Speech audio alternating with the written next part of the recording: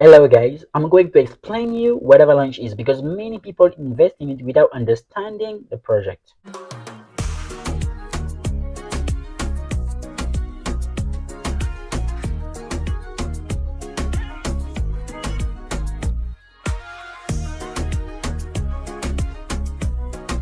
Bonjour à toutes et à tous, j'espère que vous allez bien. Bienvenue sur Crypto si tu es nouveau. Sache qu'ici on parle de crypto-monnaie et de révolution qu'apporte la blockchain dans le secteur économique. Si la thématique t'intéresse, je t'invite à bien vouloir t'abonner en activant la cloche de notification pour ne rater aucune prochaine vidéo. Si tu veux approfondir tes connaissances en crypto-monnaie, je te propose la formation Crypto. Il te suffit de cliquer sur le lien en bas de la description pour avoir toutes les modalités d'acquisition. Si tu veux faire partie de la communauté, tu peux cliquer sur le lien en bas de la description pour rejoindre le canal Telegram. Let's go. Pas avec une blockchain, mais avec trois blockchains complémentaires, à savoir la X-Chain, la C-Chain et la P-Chain. Le réseau Avalanche propose des innovations très intéressantes. Alors, il faut savoir que la X-Chain est utilisée pour la gestion des actifs de consensus d'Avalanche. La C-Chain est utilisée pour les smart contracts consensus de Snowman. Et la P-Chain est la coordination des validateurs de consensus Snowman. Avalanche fait travailler tous les nœuds en parallèle en son mode de fonctionnement pour confirmer les transactions des validateurs de manière aléatoire. Autrement dit, c'est après un nombre suffisant de vérifications aléatoires qu'une transaction est déterminée comme étant vraie après un calcul de probabilité.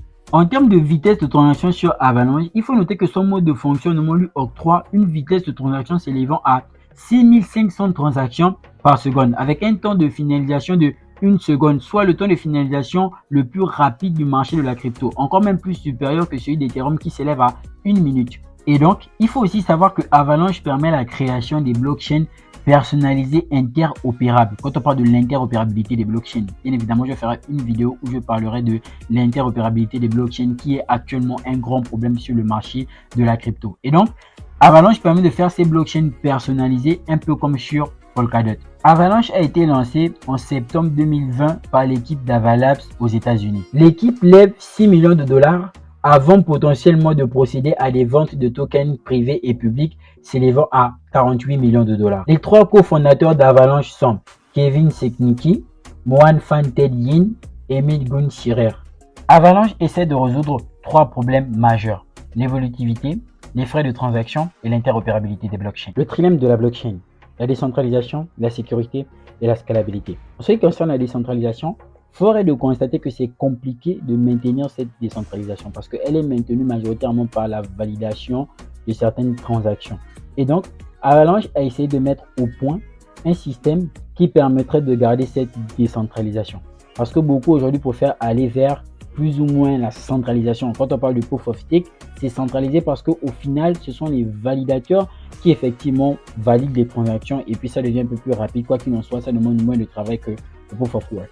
Sauf que Avalanche a mis une technique en place pour éventuellement régler ce souci. Et donc, je vais le développer au fil du temps de la vidéo. Déjà, il faut savoir que l'homme émet trop.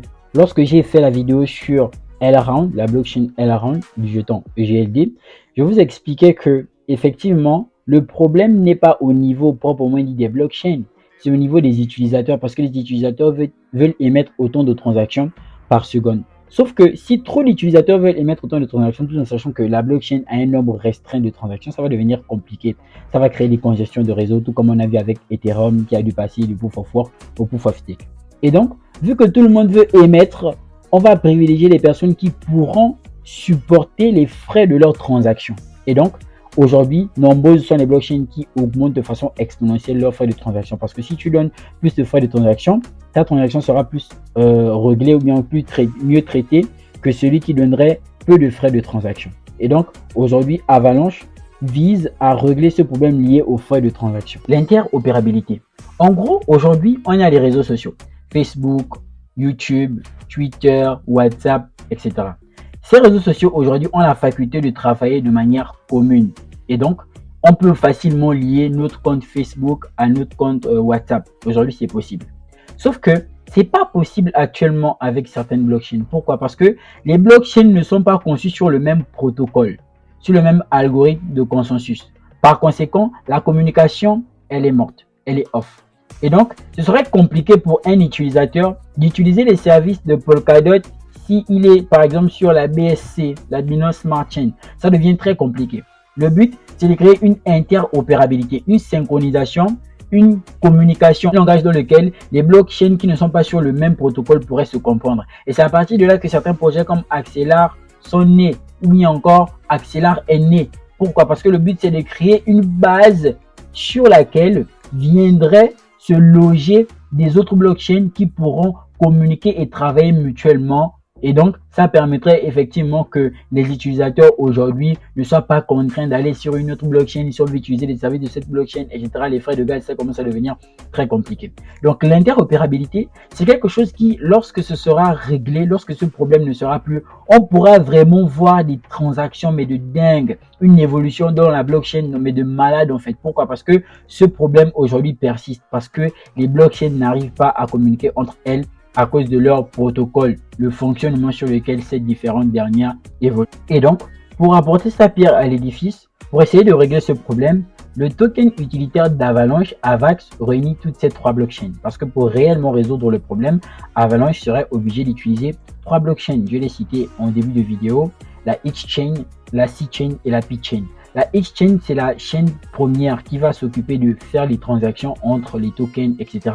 La C-Chain, c'est la chaîne potentiellement qui va permettre de créer des smart contracts. Ce ne seront pas des smart contracts classiques. Ce seront des smart contracts qui seraient adaptés à plusieurs types de langages, quitte à vraiment faire en sorte que les transactions puissent se passer ou bien encore les contrats puissent être conclus de manière simple sans avoir un casse-tête selon le protocole qu'on utiliserait différent de l'autre protocole qu'on voudrait utiliser. La troisième blockchain, c'est tout simplement la P-Chain. Alors, elle, à ce niveau, elle va s'occuper de coordonner tous les smart contracts et toutes les transactions qui seront émises sur le réseau. Alors, il faut savoir que sur des protocoles tels que le Proof of Work, le Proof of Stake ou bien le Proof of Delegation, à ce niveau, on a besoin d'un dirigeant, d'un validateur, de quelqu'un qui contrôlerait. Genre, quand je dis quelqu'un qui contrôlerait, ça veut dire que c'est quelqu'un qui devrait être là pour surveiller le réseau.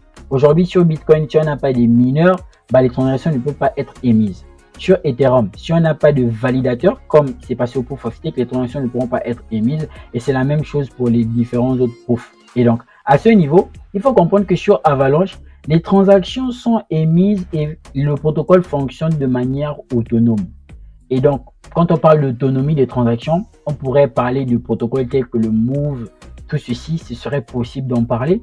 Mais quoi qu'il en soit, il faudrait comprendre que dans le mode de fonctionnement d'Avalanche, ils ont tout fait pour que les transactions soient autonomes. Donc, cette autonomie engendre le fait qu'il n'y ait pas de retard dans les transactions et ça se fait de manière automatique. Alors, les transactions sont traitées de façon linéaire. Ça permet éventuellement de ne pas avoir, on va dire quoi, des congestions en ce qui concerne le traitement des données. Donc, en fait, le fait que chaque blockchain agisse vraiment de manière indépendante engendre le fait que chacun serait contraint de savoir ce qu'il serait en train de faire. Et donc, puisque les tâches sont reparties, vous voyez un peu le truc avec le sharding, l'arbre de Merkel.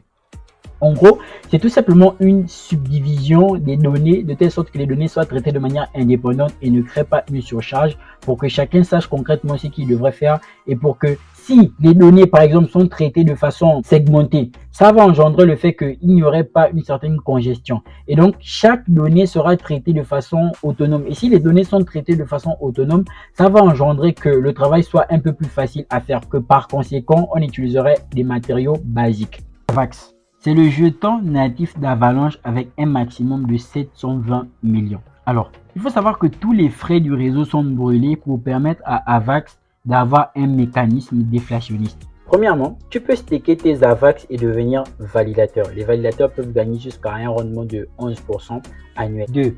AVAX sert d'unité de compte commune à tous les réseaux, ce qui améliore l'interopérabilité. 3. Les frais de transaction et les abonnements au sous-réseau peuvent être payés en AVAX. Et donc, comparé à certaines blockchains, Avalanche a majoritairement de l'avance sur plusieurs projets. Bien évidemment, Avalanche est en concurrence avec Solana, en concurrence avec Ethereum, Polkadot, etc. Et donc, aujourd'hui, il est important de comprendre concrètement la mission de l'équipe derrière. Pourquoi est-ce que Avalanche est un projet assez solide et potentiellement pourquoi est-ce que Avalanche pourrait vraiment surprendre les gens à l'avenir. Parce que si on rentre dans le cadre aussi des protocoles DeFi qui cherchent une vitesse de transaction avec des frais moindres, Avalanche aurait déjà de l'avance sur plusieurs autres projets blockchain. Et donc, j'espère que cette vidéo a été très enrichissante. N'oubliez surtout pas de me dire ce que vous pensez en commentaire. Et donc, n'oubliez surtout pas aussi de faire les gestes qui feront en sorte que cette vidéo puisse prendre de l'ampleur. Likez, commentez, partagez. On se retrouve très bientôt dans une nouvelle prochaine vidéo. Bienvenue sur Wiz Crypto. Peace out.